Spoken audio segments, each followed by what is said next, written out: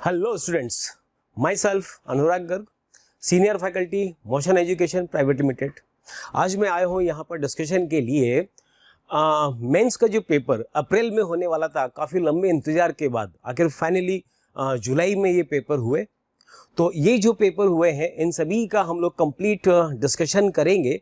तो अभी इस वक्त मैं शुरू करूँगा केमिस्ट्री पार्ट में 20th जुलाई का शिफ्ट 1 का जो पेपर है केमिस्ट्री का, उसको हम लोग डिस्कस करेंगे। चलिए अब इसमें हम लोग देखते हैं जो फर्स्ट क्वेश्चन हमें दे रखा है। क्या दे रखा है देखिए, compound A is converted to B on reaction with CHCl3। What is CHCl3? This is chloroform and KOH। Okay, ये दे रखा है CH3 and KOH। The compound B is toxic and can be decomposed by C. A, B and C respectively are। बताना है कि उसमें A, B, C क्या होंगे। तो जो ऑप्शंस यहाँ पर गिवन है, क्या दे रखा है? Secondary amine, nitrile compound. Nitrile का मतलब कौन सा कंपाउंड होता है? नाइट्राइल से मतलब साइनाइड कंपाउंड। और एक और दे रखा है concentrate NaOH। Second option given है प्राइमरी अमाइन, आइसोनाइट्राइल। नेक्स्ट दे रखा है आइसोनाइट्राइल। तो बेसिकली आइसोनाइट्राइल होता क्या है? This is isocyanide. अगर साइनाइड है तो हम बोलते हैं नाइट्राइल, और अगर आइसोसाइनाइड है तो कहा जाता है आइसोनाइट्राइल। तो यहां पर देखो ऑप्शन वाइज अगर हम कहें तो जो करेक्ट आंसर होगा वो सेकंड ही होगा। कैसे होगा सेकंड, जरा देखिए। इस केस में ये हम ले सकते हैं। फर्स्ट ऑफ ऑल हमने यहां पर मॉलिक्यूल लिखा RNH2। Okay, this is 1 degree amine. Okay, when this compound reacts with chloroform CHCl3 in the presence of KOH। बताइए इस केस में कंपाउंड क्या बनता है? तो हमें याद है when 1 degree amine reacts with chloroform in basic medium, तो इस केस में कंपाउंड बनता है RNC।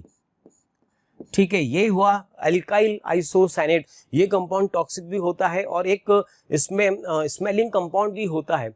तो ये जो रिएक्शन होती है ये 1 डिग्री अमाइन का टेस्ट भी होता है, जिसको हम बोलते हैं कार्बिल अमाइन रिएक्शन या फिर आइसोसाइनेट टेस्ट। ओके, इसके बाद इसकी जब रिएक्शन हम यहाँ पर कॉन्सेंट्रेट NHCl से कराएं, कॉन्सेंट्रेट HCl से कराएं, तो फिर ये कंपाउंड कन्वर्ट हो जाता है RNH2 में, प्लस साथ में बनता है HC double bond OH।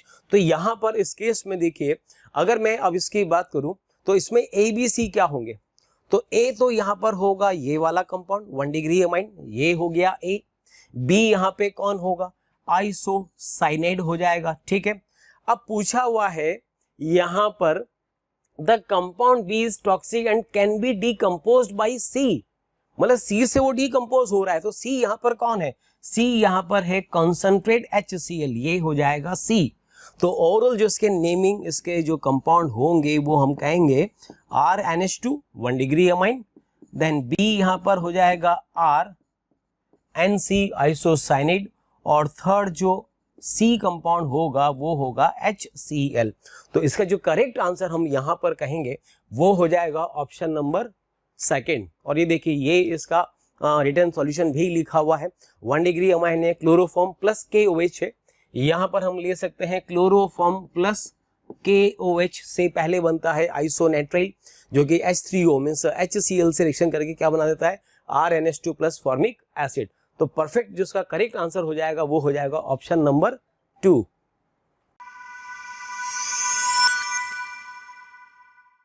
According to the valency bond theory, the hybridization of central metal atom is DsP2 for which one of the following compound। चलिए, वैलेंसी बॉन्ड थ्योरी का क्वेश्चन है और NCERT पर based है, और NI के बहुत ही इंपॉर्टेंट कॉम्प्लेक्स का क्वेश्चन है ये, साइनाइड, क्लोराइड और कासियो। Hello, according to the valency bond theory the hybridization of central metal atom is DsP2 for which one of the following compounds. तो ये NI के कॉम्प्लेक्स हैं और बहुत इंपॉर्टेंट कॉम्प्लेक्स हैं जिन पर क्वेश्चन अक्सर पूछा जाता है। NI का ऑक्सीडेशन नंबर देखें, फर्स्ट वाले कॉम्प्लेक्स में कितना है? +2। और ये वीक फील्ड लिगेंड है कौन? क्लोराइड। तो पैरिंग नहीं करा पाएंगे इलेक्ट्रॉन की। 3D8 कॉन्फ़िगरेशन होगा दो अनपेयर्ड इलेक्ट्रॉन रहेंगे 3d ऑर्बिटल में, 4s और 4p वैकेंट ऑर्बिटल रहेंगे, यही हाइब्रिडाइजेशन करेंगे। तो कौन सा हाइब्रिडाइजेशन होगा इसमें? sp3 हाइब्रिडाइजेशन होगा किसमें?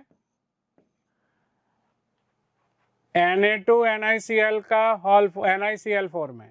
इसमें तो कोऑर्डिनेशन नंबर 6 हो जाएगा इस कॉम्प्लेक्स में तो। और जैसे ही कोऑर्डिनेशन नंबर 6 होगा, हाइब्रिडाइजेशन कौन सा होगा इसमें? Ni+2 है, 3d8 पैरिंग नहीं होगी, कभी भी नहीं होगी 3d8, 3d9, 3d10 में। लिगेंड आप कोई भी ले लो।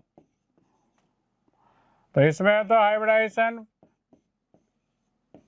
sp3d2 होगा, 4s 4p 4d हाइब्रिडाइजेशन होगा sp3d2। ये जो साइनाइड के साथ कॉम्प्लेक्स बनेगा, इसमें इलेक्ट्रॉन्स की पेयरिंग हो जाएगी। तो यहाँ पर साइनाइड स्ट्रॉन्ग फील्ड लिगेंड है और ये इलेक्ट्रॉन की पेयरिंग करा देंगे। तो इलेक्ट्रॉन की पेयरिंग होने से d ऑर्बिटल वैकेंट हो जाएगा इनर सेल का या 3d ऑर्बिटल का, और यही हाइब्रिडाइजेशन में पार्टिसिपेट करेगा। तो यहाँ पर dsp2 हाइब्रिडाइजेशन हो जाएगा। तो इस कॉम्प्लेक्स में dsp2 हाइब्रिडाइजेशन होगा साइनाइड के प्रेजेंस में।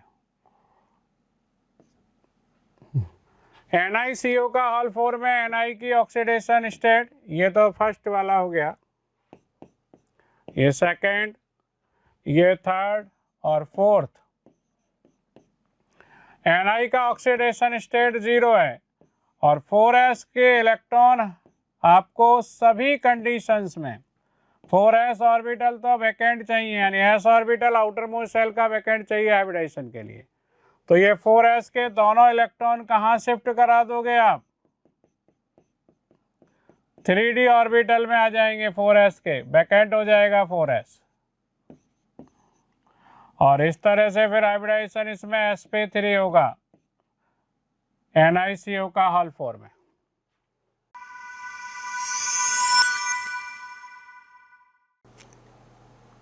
The side in which compounds have different nature is, तो ये जानते ही हैं, जो मेटल ऑक्साइड या हाइड्रोक्साइड होते हैं, यूजुअली अगर अपन कहें मेटल के ऑक्साइड या हाइड्रोक्साइड, यूजुअली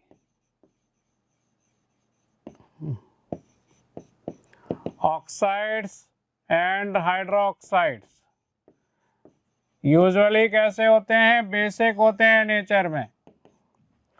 और नॉन मेटल एंड मेटालॉइड्स के अगर अपन ले लें, नॉन मेटल के ऑक्साइड्स या उनके हाइड्रोक्साइड्स या ऑक्सी एसिड्स, वो यूजुअली कैसे होते हैं? Acidic. Non metal and metalloid, इनके ऑक्साइड हाइड्रोक्साइड यूजुअली कैसे होते हैं?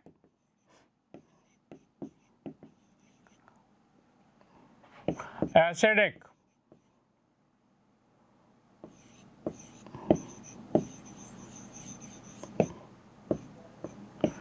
यूजुअली एसिडिक होंगे। और ये एम्फोटेरिक तो आपको लर्न करने पड़ेंगे। जनाबे आली ने आज सब पंजाबी सॉन्ग बेकार गाए। तो ये जिंक का ऑक्साइड, जिंक का हाइड्रोक्साइड कैसे होंगे? ये एम्फोटेरिक। एल्यूमिनियम का ऑक्साइड, एल्यूमिनियम का हाइड्रोक्साइड, एम्फोटेरिक। आर्सेनिक का ऑक्साइड, एम्फोटेरिक। एंटीमनी का ऑक्साइड, एम्फोटेरिक। लेड के दोनों ऑक्साइड +2 +4 में एम्फोटेरिक। टिन के दोनों ऑक्साइड +2 +4 में एम्फोटेरिक। बेरिलियम का ऑक्साइड एंड बेरिलियम का हाइड्रोक्साइड एम्फोटेरिक होंगे। और गैलियम के दोनों ऑक्साइड +1 में एंड +3 में ये एम्फोटेरिक होंगे। तो ये यहाँ से यहाँ तक के ये सारे एम्फोटेरिक है।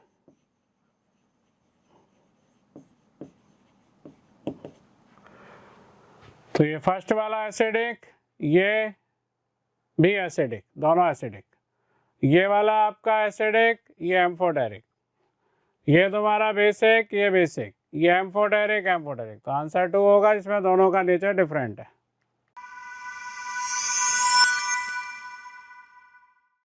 देखिए नेक्स्ट क्वेश्चन गिवन है, क्वेश्चन नंबर 4। इसमें यहां पर हमें कंपाउंड दे रखा है साइक्लोहेक्सीन। इसका रिएक्शन करवा रखा है KMnO4 से in the presence of H2SO4। It means हम क्या बोलेंगे, दिस इज एसिडिक KMnO4 और टेम्परेचर साइन भी दे रखा है, मतलब ये रिएक्शन हाई टेम्परेचर पर हो रही है। हमें बताना है मेजर प्रोडक्ट। ओके, सेकंड में ही साइक्लोहेक्सीन हमें दे रखा है, KMnO4 दे रखा है, बट साथ में यहाँ पर वाटर है। इसका मतलब ये जो KMnO4 ये डाइल्यूट फॉर्म में है और यहाँ पर टेम्परेचर भी दे रखा है जस्ट 273 केल्विन। मतलब अगर हम डिग्री सेंटीग्रेड में बात करें तो ये जो टेम्परेचर होगा वो कितना हो जाएगा, 0। तो बेसिकली अगर हम देखें यहाँ पर तो एसिडिक मीडियम में जो KMnO4 होता है ये एक स्ट्रॉन्ग ऑक्सीडाइजिंग एजेंट होता है, लेकिन वाटर के प्रेजेंस में लो टेम्परेचर पर ये जो रिएजेंट होता है इसको हम बोलते हैं एक तरह से बेयर्स रिएजेंट, बेयर्स रिएजेंट। तो हमें याद होना चाहिए कि यहाँ पर अगर हम स्ट्रॉन्ग ऑक्सीडाइजिंग एजेंट से रिएक्शन करेंगे तो उस केस में क्या होता है, ये जो साइक्लोएल्कीन होती है, ये जो साइक्लोएल्कीन है इसका ये पाई बॉन्ड ब्रेक होगा, ये पाई बॉन्ड ब्रेक होगा। यहाँ पर है कौन, CH, यहाँ पर भी कौन है, CH। पाई बॉन्ड ब्रेक होगा और अप टू लास्ट कार्बन ये ऑक्सीडाइज हो जाएगा आखिरी कार्बन तक। तो यहाँ पर इस केस में ये डबल बॉन्ड ब्रेक हुआ, ये बनेगा COOH और ये भी हो जाएगा COOH। It means pi bond break होगा और दोनों ये जो कार्बन होंगे ये कार्बोक्सिलिक एसिड तक ऑक्सीडाइज हो जाते हैं, यही इसका फाइनल प्रोडक्ट बनता है। ओके, बट अगर हम इससे रिएक्शन करें ये कैसे बिहेव करेगा, ये माइल्ड ऑक्सीडाइजिंग एजेंट होगा और इस केस में यहाँ पर जो साइक्लोहेक्सीन हमने लिया था, ये साइक्लोहेक्सीन हमने लिया है, इसमें क्या होगा, सिर्फ और सिर्फ पाई बॉन्ड ब्रेक होता है और इस केस में कंपाउंड बनता है यहाँ पे ग्लाइकॉल, ये कंपाउंड बनता है ग्लाइकॉल। ठीक है, तो कुल मिलाकर अब हम देखें इसमें ऑप्शंस यहाँ पर क्या होगा। इसमें दे रखा है हमें ऑप्शन फर्स्ट क्या गिवन है, compound A is dicarboxylic acid, correct, and compound B is diol. तो ये जो फर्स्ट ऑप्शन है एकदम करेक्ट ऑप्शन है। जो फर्स्ट कंपाउंड बन रहा है ये हमने बोला कार्बोक्सिलिक एसिड में ऑक्सीडाइज हो जाएगा, तो ये क्या हुआ, डाई कार्बोक्सिलिक एसिड हुआ। और चूंकि ये एक बेयर्स रेजेंट है, हालांकि बेयर्स रेजेंट का जो कंप्लीट लैंग्वेज होता है वो क्या होता है, what is Baeyer's reagent, 1% alkaline solution of KMnO4। तो चूंकि यहाँ पर हमें ऐसा कोई कंसंट्रेशन वगैरह नहीं दे रखी है, वाटर दे रखा है, तो हम इसको क्या मान के चलेंगे, बेयर्स रेजेंट ही मानेंगे। और बेयर्स रेजेंट एल्कीन को किस में कन्वर्ट कर देता है, ग्लाइकॉल में, डाइऑल में। तो इसका जो परफेक्ट आंसर होगा इस क्वेश्चन का वो हो जाएगा ऑप्शन नंबर फर्स्ट।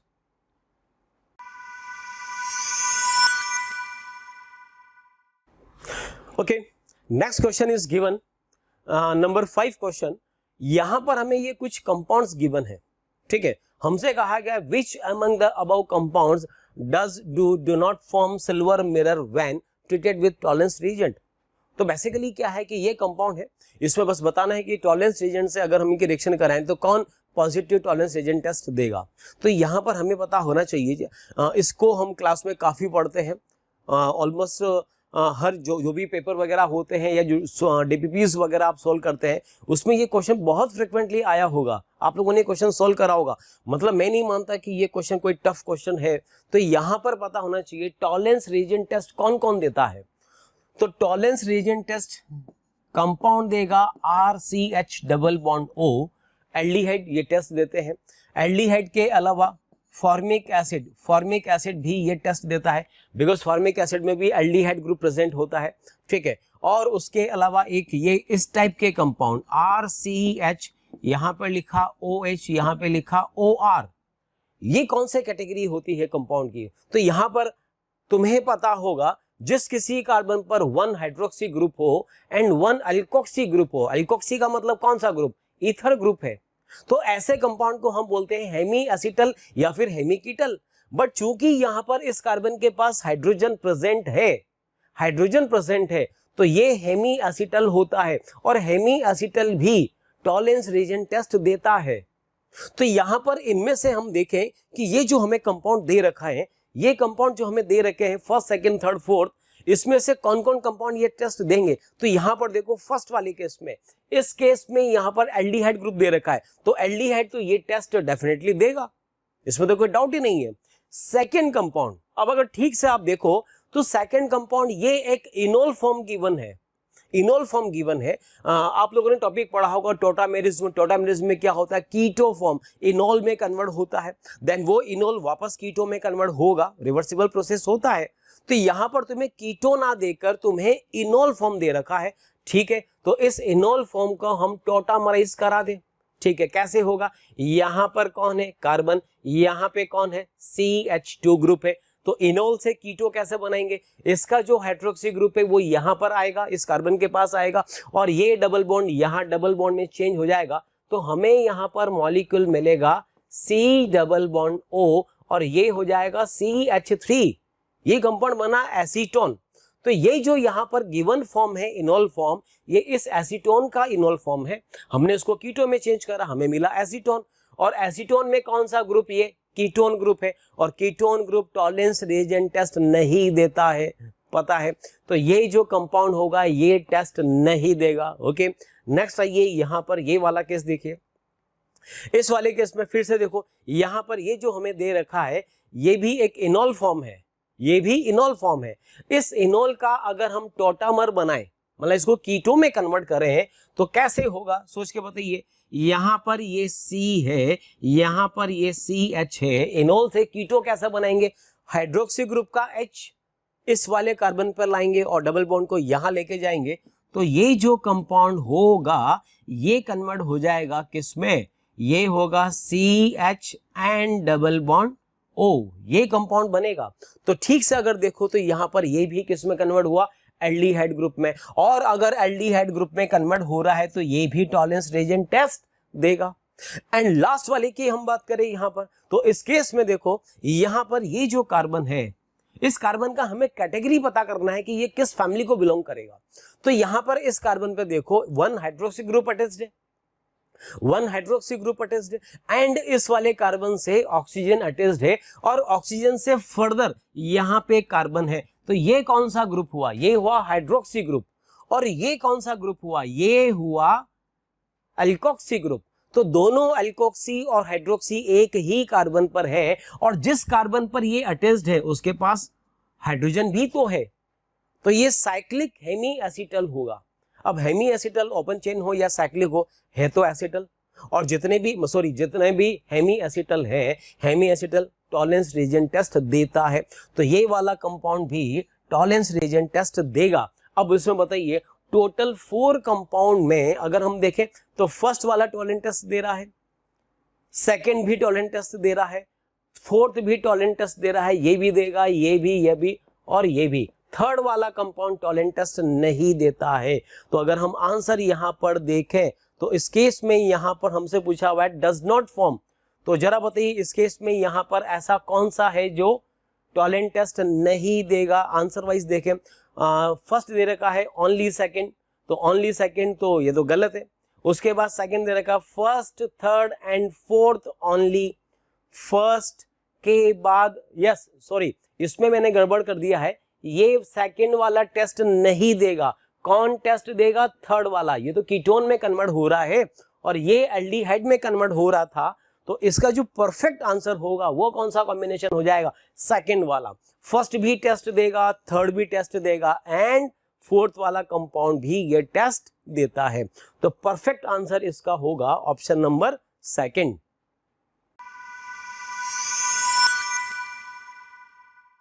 चलिए बच्चों नेक्स्ट क्वेश्चन की बात करते हैं। क्वेश्चन नंबर 6 दे रखा है, green chemistry in day to day life is in the use of. देखिए केमिस्ट्री ने एवरीडे से ये क्वेश्चन आया हुआ है, सिंपल क्वेश्चन है, कोई इतना ज्यादा खास नहीं है। इसमें दे रखा है क्लोरीन फॉर ब्लीचिंग, हमको यहाँ पर बताना है green chemistry in day to day life is in the use of. ठीक है, first is chlorine for bleaching of paper, liquidified CO2 for dry cleaning of clothes. Third दे रखा है large amount of water alone for washing cloth, और एक दे रखा है टेट्राक्लोरोइथीन for laundry. तो यहां पर इस केस में देखिएगा, यहां पर जिसका परफेक्ट आंसर है वो है ऑप्शन नंबर सेकंड। जो ड्राइक्लीन होता है, ड्राइक्लीन में लिक्विड CO2 यूज में लिया जाता है, लिक्विड CO2 यूज में लिया जाता है। पहले ये भी लिया करते थे यहाँ पर, लेकिन एक्चुअली ये जो कंपाउंड होते हैं ये कैंसर प्रोन कंपाउंड होते हैं, मतलब इससे ह्यूमन को कैंसर हो सकता है। तो पहले तो खैर ये कंपाउंड लिया करते थे, लेकिन अब इनका यूज काफी हद तक कम हो चुका है। तो यहाँ पर याद रखिएगा, इसका जो परफेक्ट आंसर अब हम कहेंगे एकदम सही आंसर होगा, वो हो जाएगा लिक्विडिफाइड CO2। ठीक है, मीन्स सेकेंड ऑप्शन इसका करेक्ट आंसर होगा। चलिए बच्चों, नेक्स्ट क्वेश्चन की बात करते हैं। दे रखा है क्वेश्चन नंबर 7। हमें यहाँ पर ABCD 4 स्ट्रक्चर गिवन है। कहा गया है among the given species the resonance stabilized carbocations are. किस किस में रेजोनेंस होता है? तो बेसिकली अगर हम कहें तो ये क्वेश्चन इजी क्वेश्चन है और GOC से लिया गया क्वेश्चन है, जिसमें हम लोग पढ़ते हैं रेजोनेंस वगैरह। तो यहां पर इस केस में देखिए, जो फर्स्ट ऑप्शन है इसमें ये जो C पॉजिटिव है, बेंजीन से अटैच्ड जो कार्बन होता है उसको हम क्या बोलते हैं? Benzylic carbon. और अगर बेंजाइलिक कार्बन पर पॉजिटिव चार्ज है तो ये तो रेजोनेंस में पार्टिसिपेट करेगा। कैसे करेगा? यहां पर बेंजीन का पाई बॉन्ड ऊपर की तरफ डीलोकलाइज होगा। इट मींस A ऑप्शन में तो रेजोनेंस होगा। ठीक है, B ऑप्शन की बात करें तो यहां पर भी देखिए डबल बॉन्ड है, सिंगल बॉन्ड है, देन पॉजिटिव चार्ज है। इट मींस यहां पर कॉन्जुगेशन का टाइप किस टाइप का है? तो यहां पर हम कहेंगे pi bond conjugation with positive charge है, और इसके पास वैकेंट ऑर्बिटल भी प्रेजेंट है, तो इसमें भी रेजोनेंस होगा। कैसे होगा? ये पाई बॉन्ड यहां से यहां पर डीलोकलाइज्ड हो जाएगा। इट मींस सेकंड ऑप्शन में भी रेजोनेंस होगा। ओके, C की बात करें तो C में देखो यहां पर रेजोनेंस पॉसिबल नहीं है। क्यों नहीं पॉसिबल? क्योंकि यहां पर किसी टाइप का कोई कॉन्जुगेशन है ही नहीं। कैसे? डबल बॉन्ड है, डबल बॉन्ड के बाद सिंगल बॉन्ड ये है और ये भी सिंगल बॉन्ड है। अगर 2 सिंगल बॉन्ड के बाद फिर पॉजिटिव चार्ज आ जाए तो इसमें कोई पाई बॉन्ड का पॉजिटिव चार्ज के साथ कोई कॉन्जुगेशन नहीं होता है। इट मींस ये मॉलिक्यूल रेजोनेंस शो नहीं करेगा। ओके, डी ऑप्शन की बात करें तो यहां पर भी सेम वही कंडीशन आ रही है। देखो यहां पर हमें कौन गिवन है इस जगह? यहां पर हमें CH3 गिवन है, उसके बाद सिंगल बॉन्ड है, फिर सिंगल बॉन्ड, फिर single bond, then double bond, और इस डबल के और इस डबल के बीच में भी 2 सिंगल बॉन्ड है। इट मींस कॉन्जुगेशन तो यहां पर भी प्रेजेंट नहीं है। इट मींस यहां पर भी कोई रेजोनेंस पॉसिबल नहीं होगा। ठीक है, तो यहां पर इस केस में देखो, अब जो परफेक्ट आंसर इसका होगा क्या बोलेंगे? ABCD में से खाली A और B ही रेजोनेंस शो कर रहा है। तो ऑप्शन वाइज अगर हम बात करें यहां पर तो इसका आंसर हो जाएगा number 4, A and B only. और ये देखिए इसका सॉल्यूशन भी लिखा हुआ है, दे रखा है A and B only in resonance. First वाले में तो रेजोनेंस होगा, तो इसका जो RS बनेगा वो ये वाला RS बन जाएगा। ठीक है, चलिए उसके बाद फर्स्ट से ये बनेगा, इस वाले से फिर ये बनेगा। ये इसके बेंजाइल कार्बोकेटाइन के डिफरेंट RS यहाँ पर दे रखे हैं। उसके बाद B की बात करें तो B में भी क्या होगा? ये पाई बॉन्ड यहाँ से यहाँ पर डीलोकलाइज हो जाएगा, तो ये भी रेजोनेंस शो करेगा। तो ओवरऑल क्या कहेंगे, जो करेक्ट ऑप्शन इसका होगा वो हो जाएगा option number 4।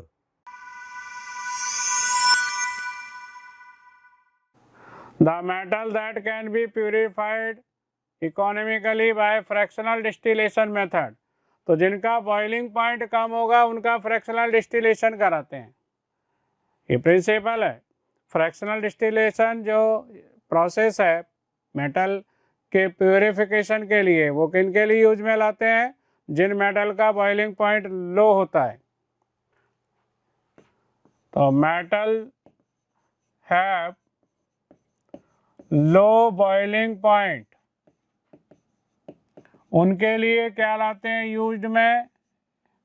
Used fractional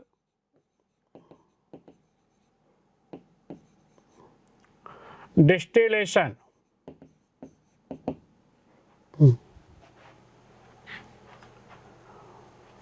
for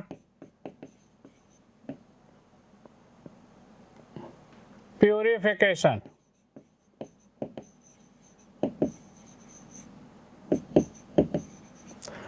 ये जो मेटल है zinc, cadmium, mercury,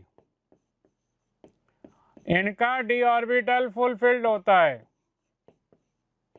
3d10, 4d10, 5d10। तो इनमें डी ओवरलैपिंग नहीं होती, और डी ओवरलैपिंग नहीं होने से बीक क्या होते हैं इनके अंदर, मेटालिक बॉन्ड, और बीक मेटालिक बॉन्ड होने से इनके लो क्या होते हैं, बॉइलिंग पॉइंट। तो इनके लिए यूज में लाते हैं फ्रैक्शनल डिस्टिलेशन। तो जिंक आंसर होगा। क्वेश्चन नंबर बात करते हैं 9 की। कह रहा था condition given below are in the context of observing Tyndall effect in colloidal solution. आपको याद होगा टिंडल इफेक्ट सरफेस केमिस्ट्री का क्वेश्चन। तो टिंडल इफेक्ट कह रहा है कि Tyndall effect in colloidal solution, देखिए तो कह रहा है diameter of the colloidal parameter is comparable to wavelength of light used. क्या भाई कहानी क्लियर हो रही है? तो देखिए आपको पूरा जो स्टोरी, क्योंकि ये भी थ्योरेटिकल क्वेश्चन है तो इसकी पूरी स्टोरी आपको लिख दी गई है। जो इसका आंसर है मैं आपको आंसर बता देता हूं। इसका आंसर है C part, the diameter of the colloidal particle is much larger than the wavelength of light used. ये आपको पता होना चाहिए, मतलब आप टिंडल इफेक्ट डालोगे सरफेस केमिस्ट्री में टिंडल इफेक्ट, तो उसमें आपको सारी डिटेल मिल जाएगी कैसे कैसे टिंडल इफेक्ट होता है। थ्योरेटिकल बेस्ड क्वेश्चन है बेटा।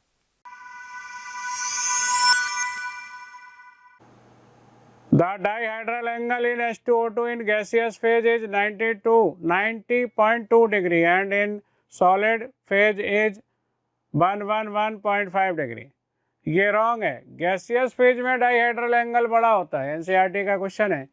एनसीईआरटी में हाइड्रोजन इस कंपाउंड में दे रखा है, गैसियस फेज में डाइहेड्रल एंगल बड़ा होता है। तो ये फर्स्ट स्टेटमेंट तो रॉन्ग है। The change in dihedral angle in solid and gaseous phase is due to the difference in the intermolecular forces। Correct है, इंटरमोलिकुलर फोर्सेस बदलेंगे इसलिए डाइहेड्रल एंगल गैसियस और सॉलिड में अलग होगा। ये दे रखा है जैसे आपको ये 111.5 डिग्री गैसियस फेज में इसका डाइहेड्रल एंगल होता है, सॉलिड में 90.2। ये बड़ा होता है गैसियस फेज में, और गैसियस फेज में ये वाला एंगल जो ऑक्सीजन हाइड्रोजन वाला छोटा होता है, ये बड़ा होता है। ऐसे बॉन्ड लेंथ ये बड़ी होती है, बॉन्ड लेंथ ये छोटी होती है, फिर इसमें ये छोटी ये बड़ी हो जाएगी।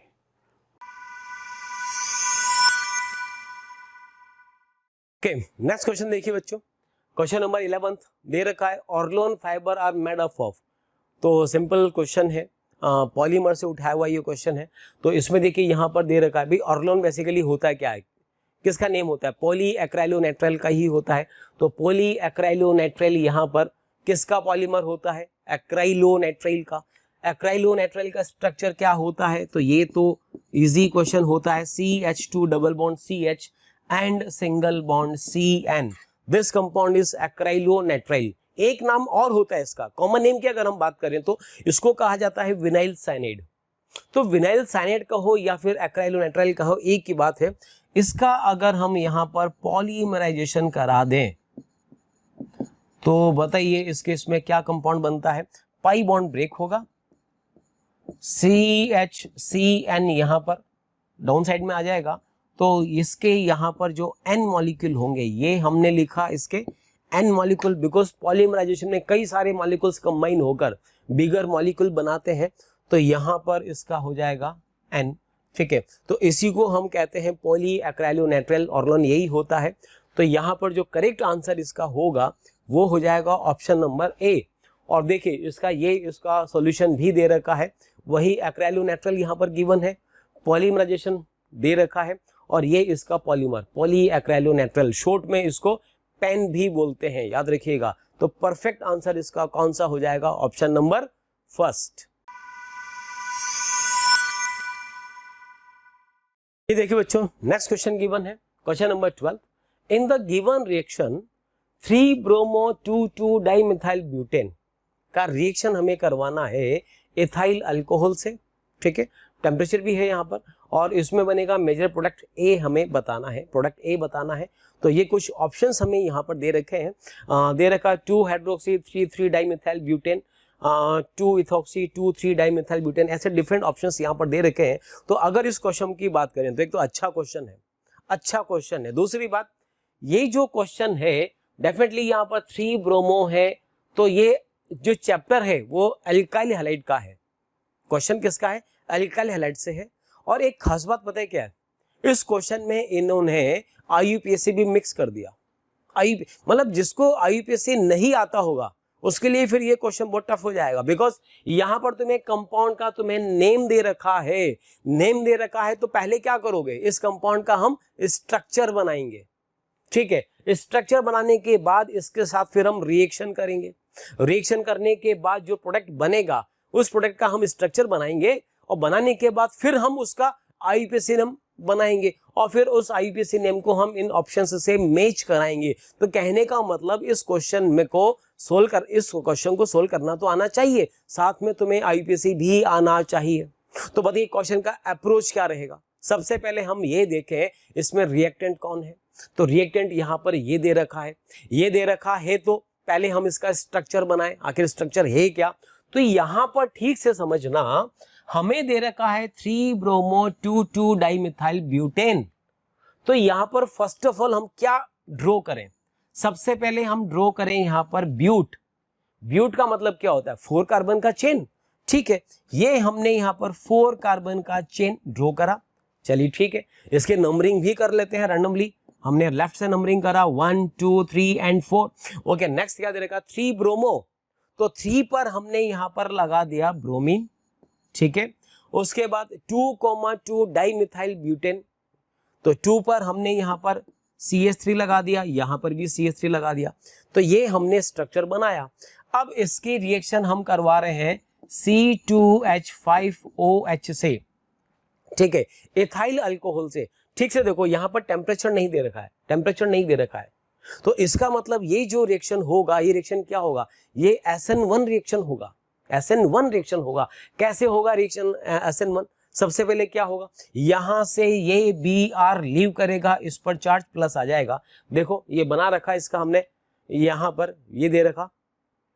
फर्स्ट ऑफ ऑल हमने यहां पर ये स्ट्रक्चर ड्रॉ करा, 3 ब्रोमो 2,2 डाइमिथाइल ब्यूटेन का स्ट्रक्चर ड्रॉ करा, ठीक है। इथाइल अल्कोहल से हम रिएक्शन कर रहे हैं, तो यहाँ पर इथाइल अल्कोहल क्या है, एक वीक निक्लोफाइल है। वीक निक्लोफाइल है तो रिएक्शन का टाइप कैसा होगा, SN1 टाइप होगा। SN1 में क्या होता है, पहले लिविंग ग्रुप लीव करेगा, कार्बोकैटायन फॉर्म होगा। तो यहां से Br- ने लीव करा, यहां पे बना कार्बोकैटायन, ठीक है। अब हमको पता है जब कभी किसी रिएक्शन में कोई कार्बोकैटायन जनरेट होता है तो फर्दर मोर स्टेबल कार्बोकैटायन में रीअरेंज होगा, ठीक है, बाय 1-2 शिफ्टिंग। तो यहां पर ये जो कार्बोकैटायन है अब ये शिफ्ट होगा, कैसे, यहां से यहां पर मिथाइल शिफ्ट होगा। मिथाइल शिफ्ट होगा तो ये CH3 इस कार्बन पर आ गया, यहां पर आ गया। अब प्लस किस पर होगा, अब इस वाले कार्बन पे ये चार्ज प्लस आएगा, और जब इस पे प्लस आएगा तो ये मोस्ट स्टेबल कार्बोकैटायन होगा। और अगर ये मोस्ट स्टेबल कार्बोकैटायन है, अब इस पर अटैक किसका होगा, इथाइल अल्कोहल का, as a nucleophile, as a weak nucleophile. तो ये अपना लोन पेयर डोनेट करेगा इस वाले कार्बन को। जब ये अपना लोन पेयर इसको डोनेट करेगा तो ऑक्सीजन और कार्बन के बीच में बॉन्ड बनेगा, बट O पे चार्ज प्लस आएगा। और जैसे ही O पे चार्ज प्लस आएगा, यहां पर ऑक्सीजन कैसा एटम है, ट्राईवैलेंट है। ऑक्सीजन का first bond, second bond and third bond. और ऑक्सीजन की स्टेबल फॉर्म क्या होती है, डाइवैलेंट। ऑक्सीजन तो डाइवैलेंट है। तो अब ये क्या करेगा, फाइनली यहां से H+ को रिलीज कर देगा। रिलीज करने के बाद यहां पर इस वाले कार्बन से OC2H5 अटैच्ड हो जाएगा, ये कंपाउंड बनेगा। और अगर ये कंपाउंड बना है तो यही मतलब इसका फाइनल प्रोडक्ट होगा। अब हमें क्या करना है, इसका बस आईयूपीएसी नंबर लिखना है। तो फिर से आईयूपीएसी आना चाहिए। बताइए कितने कार्बन का चेन, ये 4 कार्बन का चेन है। नंबरिंग कहां से करी, यहां से नंबरिंग करी। वहां से नंबरिंग क्यों करी, बिकॉज ये दोनों सब्सटेंट की पोजीशन मिनिमम आ रही है लेफ्ट से करने पर।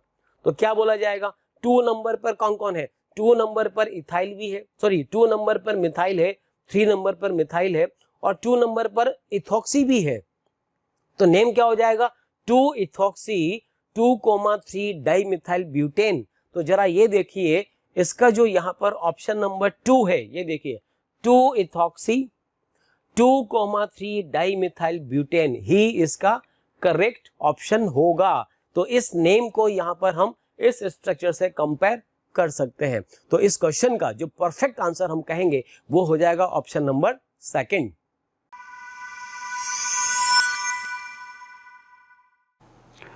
The correct order of intensity of colour of the compound is, ठीक है। तो ये लिगेंड पे डिपेंड करेगा। पहले तो आप ये देखो स्प्लिटिंग एनर्जी का ऑर्डर क्या होगा, डेल्टा एस पी, फिर डेल्टा ओ ऑक्टाहेड्रल में, फिर डेल्टा टी टेट्राहेड्रल में। स्क्वायर प्लेनर कॉम्प्लेक्स कौन सा है, NiCN का होल 4 2 माइनस, ये स्क्वायर प्लेनर है। इसमें स्प्लिटिंग ज्यादा होने से स्प्लिटिंग एनर्जी ज्यादा होगी। NiH2 का होल 6 2 प्लस, ये ऑक्टाहेड्रल है।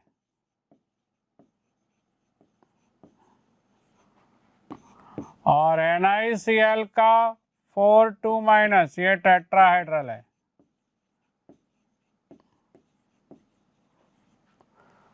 तो सबसे ज्यादा स्प्लिटिंग एनर्जी इसमें है। इसमें इलेक्ट्रॉनिक ट्रांजिशन DD ट्रांजिशन के लिए सबसे ज़्यादा एनर्जी की ज़रूरत पड़ेगी।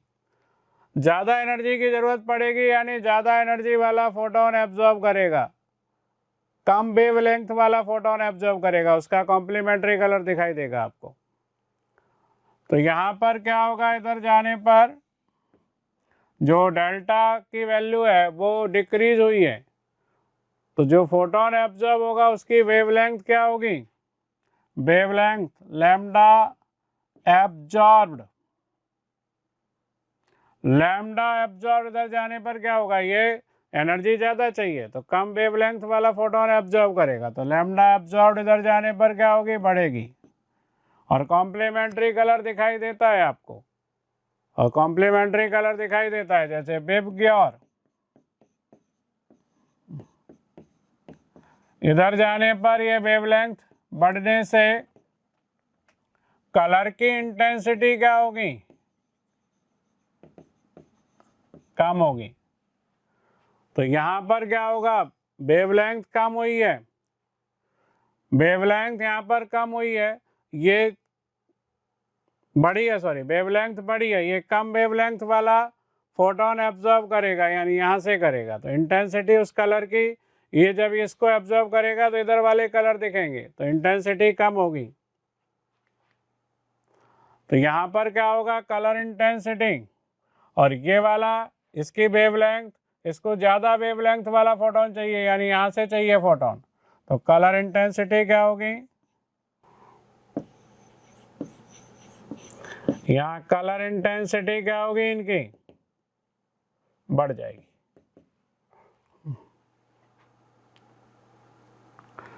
तो क्या ऑर्डर होगा कलर इंटेंसिटी का, NiCl4, फिर ये आंसर थर्ड होगा इसका।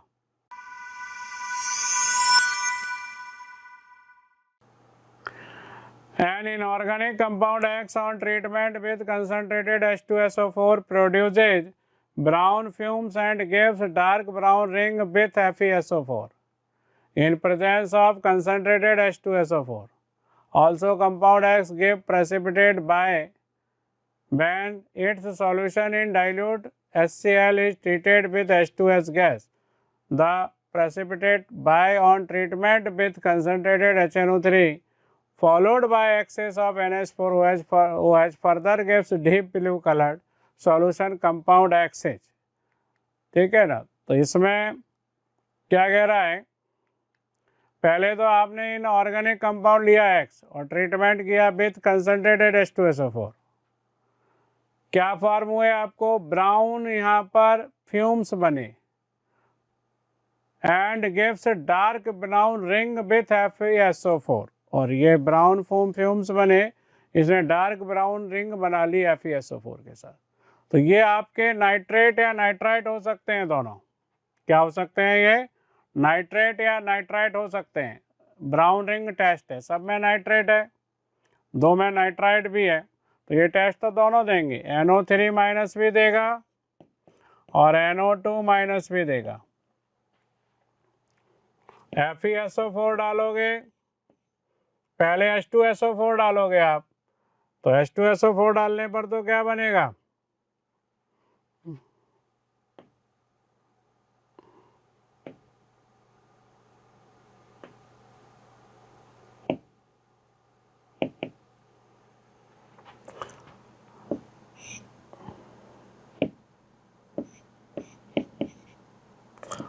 H2SO4 और FeSO4 दोनों डाल देंगे। चलो, तो पहले तो NO बनेगी और NO क्या बनाएगा, ब्राउन रिंग बनाएगा, इसके साथ एक कॉम्प्लेक्स बनता है।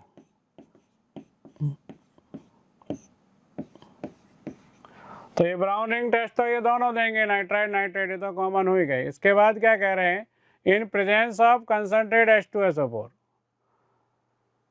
Also compound X give precipitate by, ये कंपाउंड जो X है वो बाय प्रेसिपिटेट बनाएगा when solution in dilute HCl is treated with H2S।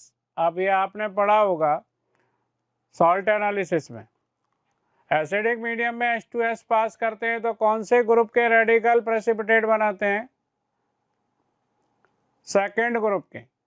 अब सेकेंड ग्रुप में तो इसमें कौन है, कॉपर भी है और लेड भी है, तो दोनों प्रेसिपिटेट बनाएंगे। The precipitate by on treatment with concentrated HNO3 followed by excess of NH4OH further give deep blue coloured solution compound X। Deep blue colour का जो कंपाउंड बनाएगा वो कॉपर बनाएगा। डीप ब्लू कलर का कंपाउंड, कॉपर का जो solution होता है एक्वस सॉल्यूशन, उसके कंपाउंड का कलर डीप ब्लू होगा। तो ये तो ब्राउन रिंग बन जाएगी।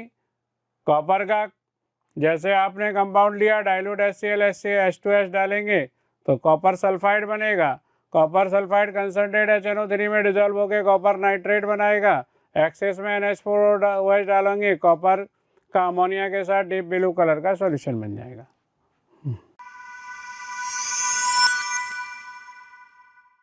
Okay, next question is question number 15।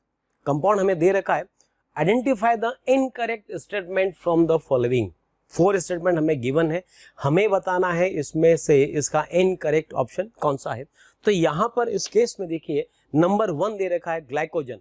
Glycogen is called animal starch.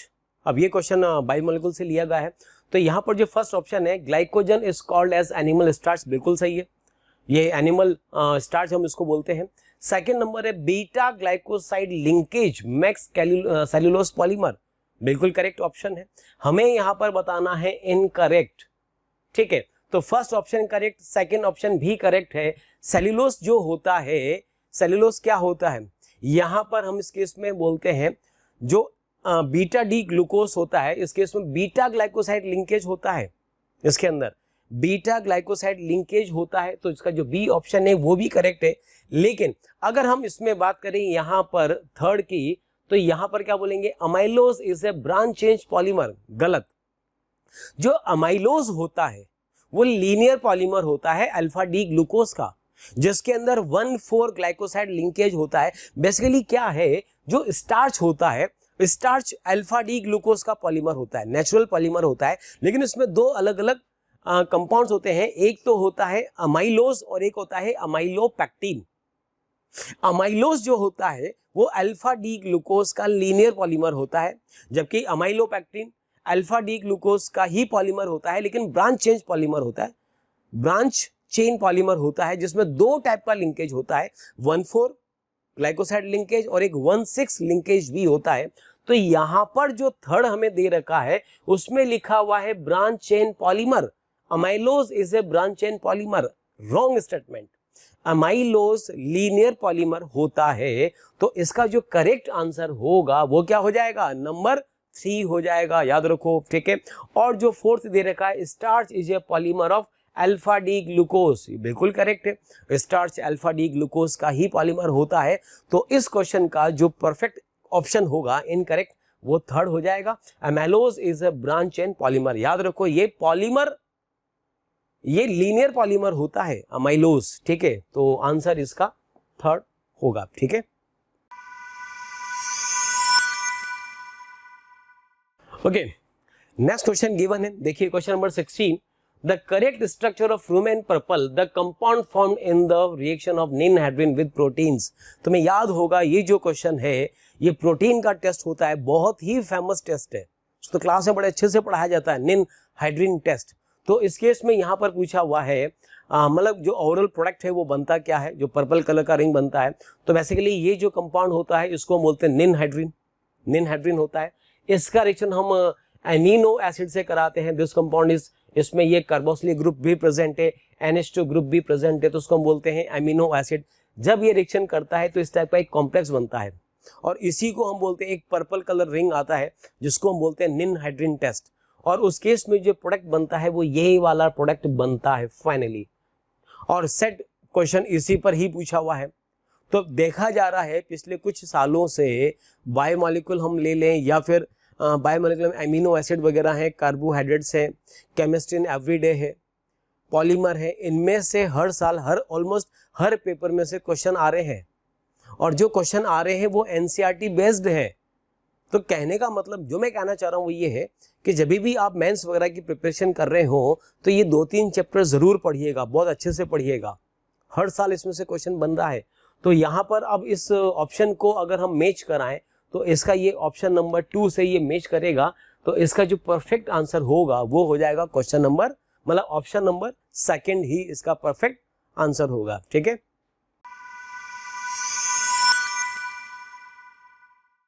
Given below are two statements. One is labeled as assertion A and other B is labeled as A. क्या कह रहे हैं ये? Assertion A, sharp glass edge become smooth on heating it up to its melting point. ठीक है, sharp glass as जो becomes है वो स्मूथ हो जाएगी हीटिंग करने पर उसे मेल्टिंग पॉइंट तक। रीजन आर क्या कह रहे हैं? The viscosity of glass decreases on melting. Correct है, विस्कोसिटी तो क्या होगी? टेम्परेचर बढ़ाने पर इंट्रैक्शन या अट्रैक्शन फोर्स कम होने से विस्कोसिटी क्या होगी? कम हो जाएगी। लेकिन ये इसका सही एक्सप्लेनेशन नहीं है। असर्शन और रीजन दोनों सही हैं लेकिन एक्सप्लेनेशन से ठीक नहीं है।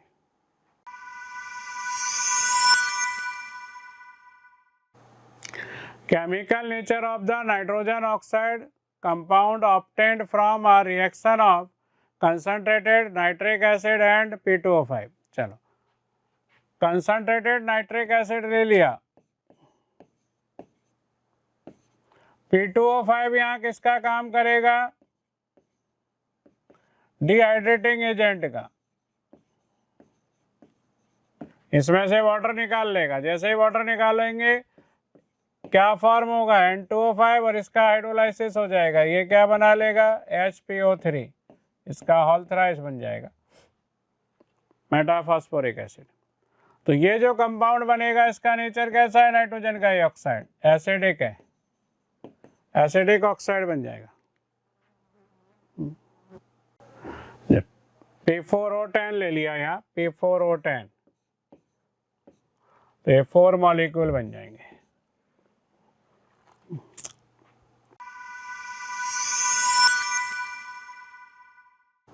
S block element react with oxygen to form an oxide of the formula MO2. The oxide is pale yellow in color and paramagnetic the element M is। ये सुपर ऑक्साइड का फॉर्मूला है ये। और super oxide कौन बनाता है? Super oxide बनाते हैं पोटेशियम, रोवेडियम और सीजियम। ये 3 एलिमेंट हैं जो ऑक्सीजन के साथ रिएक्ट करके सुपर ऑक्साइड फॉर्म करते हैं। और सुपर ऑक्साइड पैरामैग्नेटिक और कलर्ड होंगे, O2-, इसमें एक अनपेयर्ड इलेक्ट्रॉन होगा, अनपेयर्ड इलेक्ट्रॉन होगा इसलिए ये पैरामैग्नेटिक और कलर्ड होंगे। π* 2p2 और π* 2p1।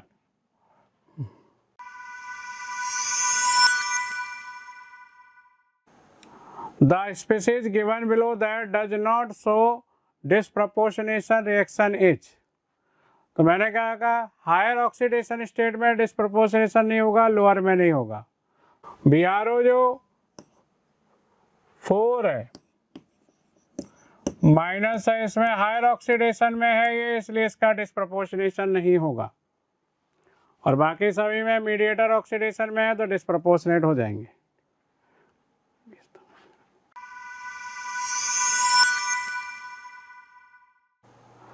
The number of lone pair of electrons on the central iodine atom in the, central iodine पे ही निगेटिव चार्ज रहेगा और ये दोनों आयोडीन के साथ सिंगल बॉन्ड बनाएगा।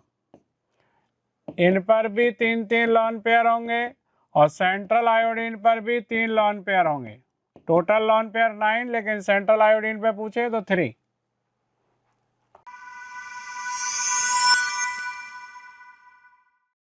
इंटीजर टाइप क्वेश्चन में बात करते हैं। इंटीजर टाइप क्वेश्चन का क्वेश्चन नंबर 2 कह रहा है average person needs about 10,000 kg energy per day, मतलब 10,000 जो किलो जूल है एनर्जी एवरेज पर्सन को चाहिए पर डे के हिसाब से, ठीक है। द अमाउंट ऑफ ग्लूकोज, यानी ग्लूकोज कितना जरूरत पड़ेगी इतने एनर्जी के लिए। तो आपको पता है ग्लूकोज क्या होता है बेटा, ग्लूकोज का कंबशन होता है, उससे एनर्जी मिलती है। तो आप ऐसे सोचो कि डेल्टा ग्लूकोज का कंबशन दिया है। अच्छा, कंबशन का मतलब क्या होता है, 1 मोल का। तो 1 मोल यानी आप ऐसे लिख सकते हो कि 2700 किलो जूल इक्विवेलेंट टू 180 ग्राम। ये देखिए सीधा, ठीक है। तो इतने किलो जूल में कितना होगा आंसर, एक लाइन का आंसर है। देख लीजिए सोल्यूशन में यही किया होगा, देखिए चेक करिए। क्या भाई बात समझ में आ रही है? एक लाइन का मतलब ये पेपर बहुत ही आसान सा पेपर था बेटा, तो आंसर आपके सामने है। क्लियर? ओके, नेक्स्ट देखिए सेक्शन बी में जो इंटीजर पार्ट है उसका थर्ड क्वेश्चन की हम बात कर रहे हैं। क्या दे रखा है question, the synthesis 1.0 mole of 2 methyl propane 2-ऑल from ethyl ethanoate, from ethyl ethanoate blank space equivalent of CH3 MgBr reagent will be required। Integer value में हमें आंसर देना है। तो यहां पर देखो इस केस में हमें इथाइल इथेनोएट दे रखा है, तो इथाइल इथेनोएट का स्ट्रक्चर क्या होगा, CH3COO C2H5 का रिएक्शन अगर हम CH3 MgBr से कराएं तो हमें कंपाउंड फाइनली क्या बनाना है, 2 मिथाइल प्रोपेन 2-ऑल बनाना है। तो इसका जो स्ट्रक्चर होगा वो कुछ ऐसा होगा, this compound is 2 methyl 2 propanol. और हम देख रहे हैं कि यहाँ पर ये जो अल्कोहल है ये किस टाइप का अल्कोहल है, 3 डिग्री अल्कोहल है। तो हमसे ये कहा जा रहा है कि ये जो ग्रिग्नार्ड है इसके कितने मॉलिक्यूल इस रिएक्शन में पार्टिसिपेट करेंगे। तो यहां पर देखो क्या होगा, सबसे पहले हम इसका रिएक्शन किससे कराएं, CH3 MgBr से कराएं। तो यही जो कंपाउंड है एस्टर है, एस्टर का मतलब एसिड डेरिवेटिव्स है।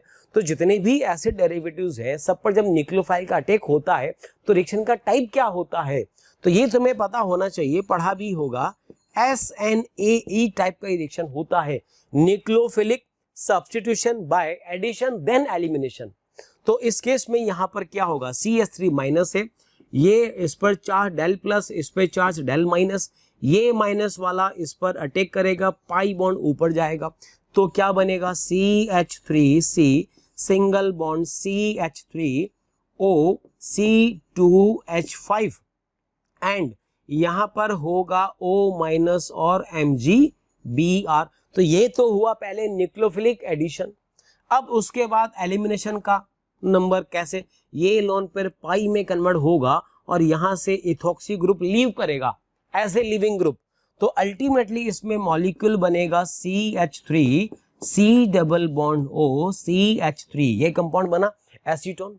और हमको पता है एस्टर से बना एसीटोन, तो एसीटोन भी तो फर्दर ग्रिग्नार्ड से रिएक्शन करेगा। तो अब यहां पर इसकी रिएक्शन फिर से हम ग्रिग्नार्ड से कराएं तो क्या बनेगा, CH3 MgBr। अब ये CH3 पर माइनस, ऑर्गेनोमेटेलिक कंपाउंड होता है ग्रिग्नार्ड, तो ऑर्गेनोमेटेलिक में कार्बन पे चार्ज नेगेटिव होगा, तो ये फिर से इस पर अटैक करके पाई बॉन्ड को ऊपर शिफ्ट करेगा। फाइनली क्या बनेगा, CH3C H3 then O minus और इससे अटैच्ड होगा MgBr। एंड फाइनली जब इसका हम हाइड्रोलिसिस करेंगे तो हमें क्या मिल जाएगा, 3 डिग्री अल्कोहल। तो बस यही बताना है कि इस पूरी रिएक्शन में ग्रिग्नार्ड के कितने मॉलिक्यूल कंज्यूम हुए। तो यहां पर इस केस में देखिए अगर हम बात करें तो ग्रिग्नार्ड का एक मॉलिक्यूल तो ये रहा और एक ग्रिग्नार्ड का यहां पर ये भी रहा।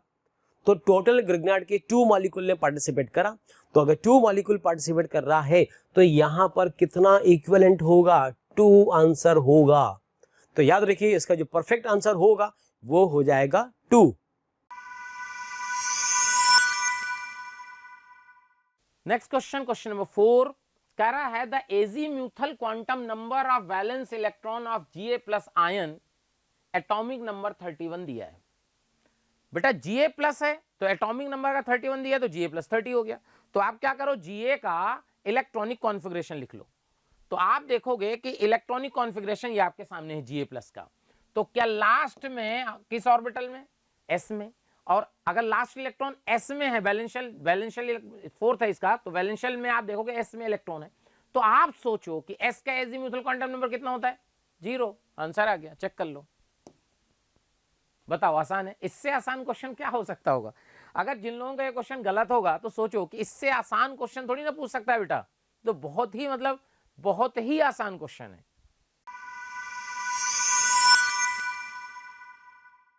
नेक्स्ट क्वेश्चन देखिए, क्वेश्चन नंबर 5 इंटीजर का कह रहा है 20 degree vapour pressure of benzene. क्या ये P0 बेंजीन दिया है आपको? देखिए P0 प्योर बेंजीन का pressure and that of methyl benzene यानी टोलुइन का P0 दिया है, यानी दोनों के आपके P0 दिए हैं। P0 बेंजीन दिया है, P0 टोलुइन दिया है। Okay, the mole fraction of vapour phase above, the mole fraction of benzene, benzene का वेपर फेज में, यानी YB पूछा है।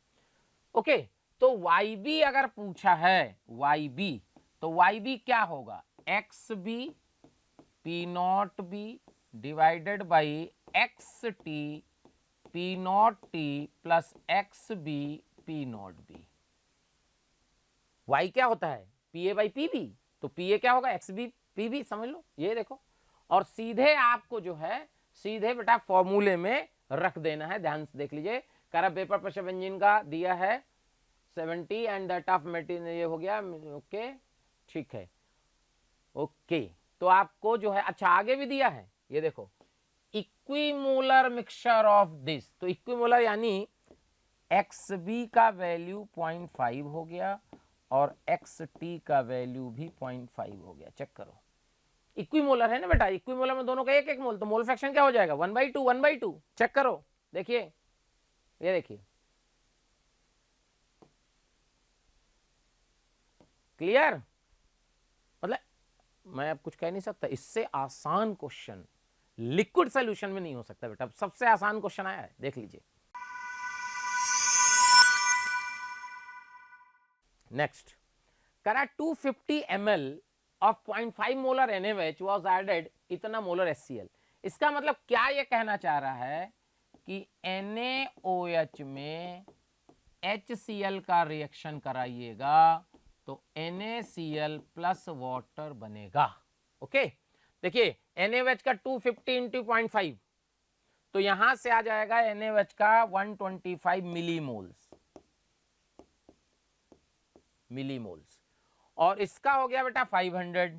चेक करो, तो लिमिटिंग कौन हो गया, NaOH, तो ये 0 हो गया, और ये आपका आ जाएगा 375 मिलीमोल्स रिमेनिंग HCl। पूछा क्या है, करा आफ्टर कंप्लीट रिएक्शन क्या पूछा है, देखिए the number of unreacted HCl molecules. तो ये मिलीमोल्स HCl के, तो मोल्स ऑफ HCl रिमेनिंग मतलब अनरिएक्टेड, तो ये आ जाएगा 375 इंटू 10 की पावर -3। चेक करो, अच्छा अगर ये -3 आ गया, इसके बाद आप नंबर ऑफ मॉलिक्यूल्स अगर बात करें तो नंबर ऑफ मॉलिक्यूल्स में क्या करोगे, जो मोल आया है उसको Na से एवोगाड्रो नंबर से मल्टीप्लाई कर दीजिए, आंसर आ गया। चेक कर लीजिए, देख लीजिए, चेक कर लीजिए सॉल्यूशन, वही किया होगा। 375 मोल्स एवोगाड्रो नंबर से मल्टीप्लाई, आंसर आ गया। बोलो, आसान सा question.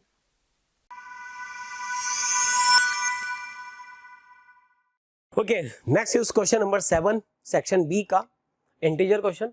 The number of nitrogen atom in a semi carbazone molecule of acetone is. Simple सा क्वेश्चन, ये रिएक्शन हम लोग पढ़ते हैं कार्बोनिल कंपाउंड में क्या रिएक्शन होता है, ये वाला देखो, अगर एसीटोन का reaction CH3C double bond O का रिएक्शन हम कराएं NH2 NHC double bond O NH2 से, ओके, ये जो कंपाउंड होता है इसको बोलते हैं सेमी कार्बेजाइड, ठीक है। तो जब इसका रिएक्शन करते हैं तो होता क्या है, इसमें से 1 मॉलिक्यूल ऑफ वाटर रिलीज हो जाता है, ये वाटर रिलीज हुआ तो बताइए इस केस में यहाँ पर फाइनल प्रोडक्ट क्या बनता है, इसमें बनेगा CH3C डबल बॉन्ड N से अटैच्ड होगा NHC double bond O CH3, ये बोलते हैं, इसको बोलते हैं सेमी कार्बेजोन, ठीक है। सेमी कार्बेजाइड से क्या बनता है, सेमी कार्बेजोन।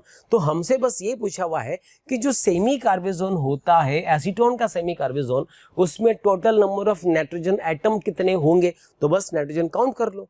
तो फर्स्ट नाइट्रोजन ये रहा, सेकेंड नाइट्रोजन ये रहा, और एक और यहां पर होगा, ये CH3 मैंने जो लिखा है ये CH3 नहीं होकर यहां पर कौन अटैच्ड होगा, NH2 होगा, तो एक नाइट्रोजन यहां पर ये भी होगा। तो टोटल नाइट्रोजन यहां पर कितने हो जाएंगे, ये हो जाएंगे 3।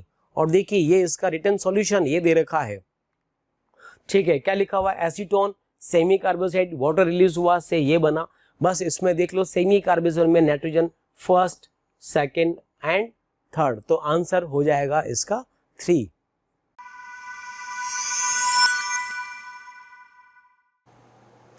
The spin only magnetic moment value for the complex COCN का हॉल 6 4 माइनस। कोबाल्ट का ऑक्सीडेशन नंबर कितना है इसमें, cobalt +2। Cyanide strong field ligand है, पेयरिंग करा देंगे और एक अनपेयर्ड इलेक्ट्रॉन जो बचेगा वो एक्साइटेड हो जाएगा। 3D में एक अनपेयर्ड इलेक्ट्रॉन बचेगा पेयरिंग के बाद और वो एक्साइटेड होकर कहाँ चला जाएगा, 4D में।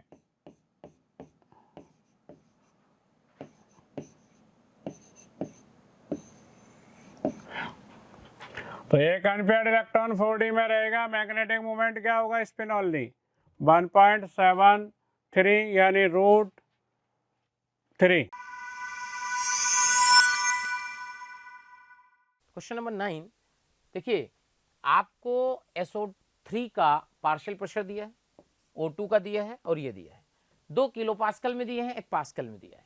तो आपको पता है Kp का वैल्यू हम ऐसे लिखते हैं, अगर Kp का वैल्यू अपन ऐसे लिखते हैं और अगर इसमें देखें कि भाई इसका देखो, इसका किलो पास्कल इसका किलो पास्कल कैंसिल आउट हो जाएगा और यहाँ यूनिट जो आ जाएगा पास्कल इनवर्स में आ जाएगा, ओके।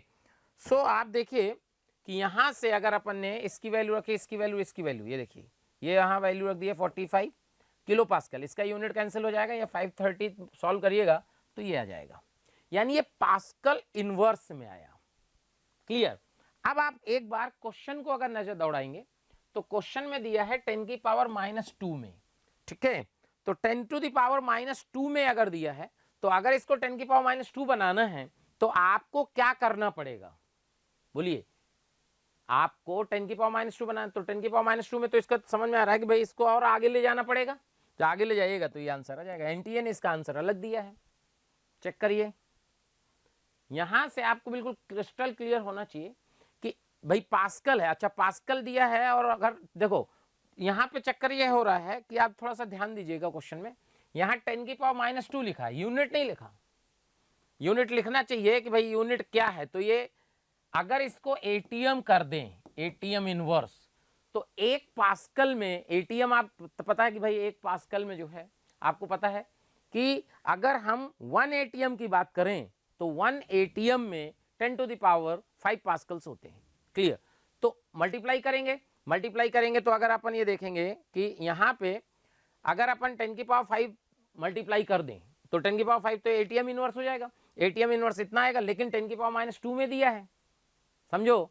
तो आपको क्या करना पड़ेगा, 100 से मल्टीप्लाई, 100 से डिवाइड, तो डिवाइड वाला हो जाएगा ऊपर 10⁻⁻2, 100 से मल्टीप्लाई हो जाएगा तो 17228 आएगा, तो 17228। अच्छा एक बात और बता दें, यहां पे अगर हम ये बात करें कि एग्जैक्ट नहीं होता 10 की पावर -5, जो 10 की पावर 5 होता है, अगर हम कहें कि भाई एक अगर बात ये करें कि एक एटीएम और पास्कल का जो रिलेशन है वो एग्जैक्टली 1 वाला नहीं है, 10 की पावर 5 का जो फैक्टर आता है वो 0.98 समथिंग है, तो अगर आंसर देखोगे तो कुछ और ही आएगा, बट एनटीए ने जो आंसर दिया उसके हिसाब से देखोगे तो उसने 10 की पावर 5 वाला फैक्टर लिया है और उसके हिसाब से आंसर ये बन जाएगा। चेक कर लीजिए।